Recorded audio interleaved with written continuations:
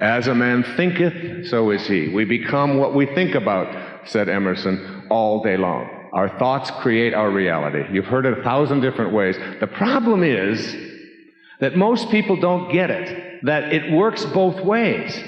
It isn't like you just have to put your thoughts on what you want, and if I put my thoughts on what I want, and I just get into a new age, good-feeling mood, that everything's just going to start flowing into my life because it's what I want. The fact is, if you keep your thoughts on what you want, and what you think about is what expands, want is what's going to continue to show up in your life.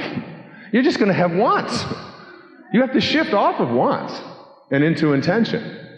The first thing to understand is that if what you think about is what expands, and you're thinking about what's missing in your life, and you talk about what's missing in your life, and in your daily life you share what's missing with your friends and your in-laws and your mother whenever you talk to her, and you talk a lot about what is missing in your life, that's what keeps showing up. It's missing in my relationships, it's missing, I don't have any abundance, and it's missing in I don't get this and I don't get that. If that's what you think about, and what you think about is what expands, why wouldn't you expect more of what's missing to keep showing up in your life?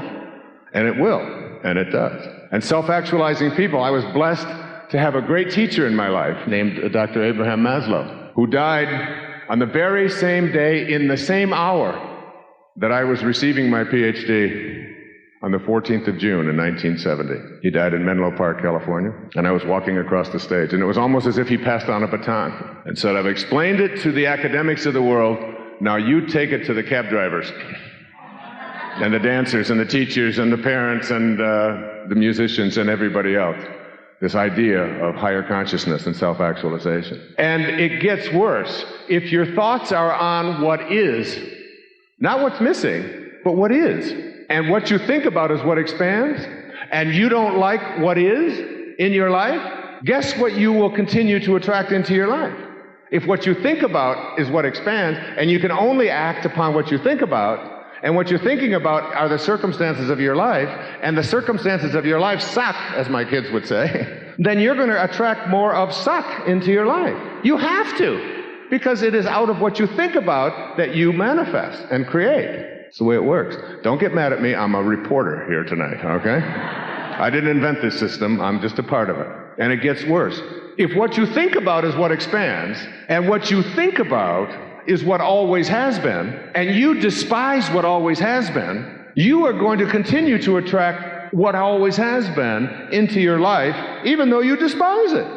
Because what you think about is what expands. As a man thinketh, so is he. Self-actualizing people never, ever talk about what's missing in their life, what's wrong in their life, and what always has been in their life if they don't like it. Einstein said it's the sixth secret of success and inner peace. You cannot solve a problem with the same mind that created it. Everything that shows up in your life in the form of a problem is something that you have attracted into your life. You don't have to be guilty about it, you just have to take responsibility. And I'm talking about everything. The circumstances of your life are what you have attracted into them, including your illnesses. No guilt. You didn't do anything bad. You're not being punished. You attracted it into your life. If you don't own it, and you believe that it happened because of something external to yourself, then that something external to yourself is going to have to change in order for you to get better. And the likelihood of that happening is pretty small. Might happen, not likely. So you can't put your energy on what is missing, and what is, if you don't like what is, and what always has been. This is the way it's always been. We've always been poor. We've always been in this business. We've always done things this way. There's always been war. How many times have you heard people say, we're going to war again? It's no big deal. There's always been wars. There's always been wars. There'll always be wars. Why would you want to have an energy that says there'll always be wars? I don't think there'll always be wars. I think we'll reach a level of consciousness in which wars will become something that we'll look back upon and say, imagine those people.